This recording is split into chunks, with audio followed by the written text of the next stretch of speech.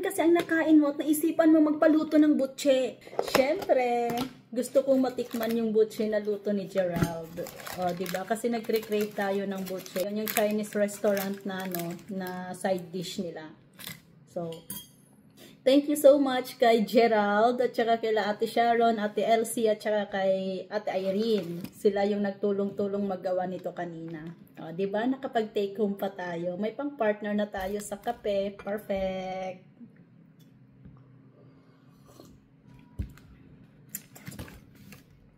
So, hindi natin kakainin lahat yan kasi masyadong marami. Kukuha lang tayo ng konti. Char!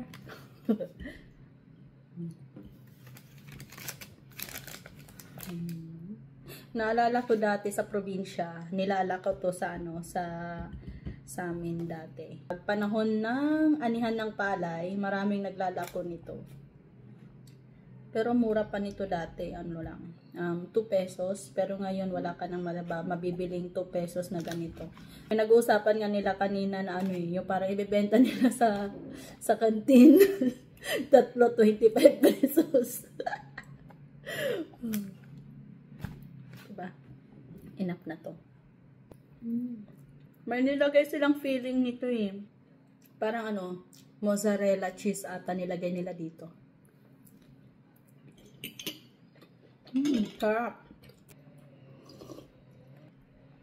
Masarap kasi hindi siya masyadong matamis. Actually, wala siyang ano, wala siyang asukal na nilagay ata. Perfect siya sa kape. Tapos yung natira is gagawin natin siyang dessert mamaya pagkatapos natin kumain ng hapunan. Tapos syempre yung iba is gagawin nating ano, ang partner ulit sa kape bukas sa agahan naman. O di ba? Pangmatagalan na naman nating kainan.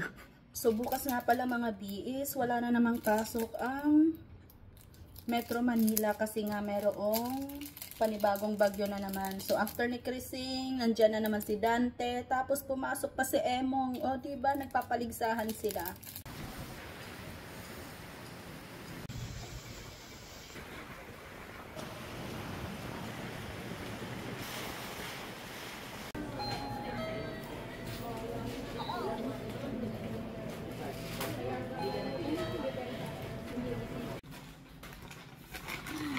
So, kagagaling lang natin sa baba mga B. Namili na tayo kasi nga di ba wala na tayong bigas. So, charan! Ayan. So, kasya na to ng mga isang, ano, mga 3 araw. So, sa Sunday ulit tayo bibili pero doon na tayo bibili sa supermarket. Tapos, meron din tayo dito jampong. Diba? Kasi nga, pag-ulan, malamig. So, kailangan natin ng mainit sa katawan. Ayan, 2. Tapos, syempre, ito, paborito lagi, kopya. Ayan.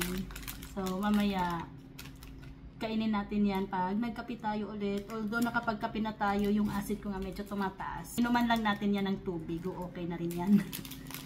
Coffee is life. So, dapat, lagi lang tayo magkape. Kapag na-stress ka, magkape ka. Char. Hindi, depende 'yon sa ano, sa tawag tolerance ninyo ng ano, ng caffeine. Charot. Kasi kapag nasobrahan ka, syempre mahapdi rin sa tiyan. Kaya wag sobra-sobra. Yung sakto lang. Nakakalungkot lang mga bi kasi kanina doon sa convenience store na pinuntahan ko na binilhan ko ng bigas is wala silang itlog. Tingnan yung lagayan ko ng itlog, wala na siyang laman. Namimiss ko nang mag-itlog. Kaya nakakalungkot lang. Bakante yung kanilang rack ng itlog. Siguro hindi makapag-deliver yung mga suppliers nila kasi nga sa lakas ng ulan ng mga nakaraang araw pa. So, update tayo sa bagyo. Si Emong ay papunta na ulit siya ng Cagayan. Kaya medyo okay na siguro yung panahon natin. Hopefully, uminit na, umaraw na para bukas kahit papano ay makapasok tayo sa school. Kasi sa Monday, wala na namang pasok kasi nga SONA. So, medyo mahaba na yung bakasyon ng mga bata.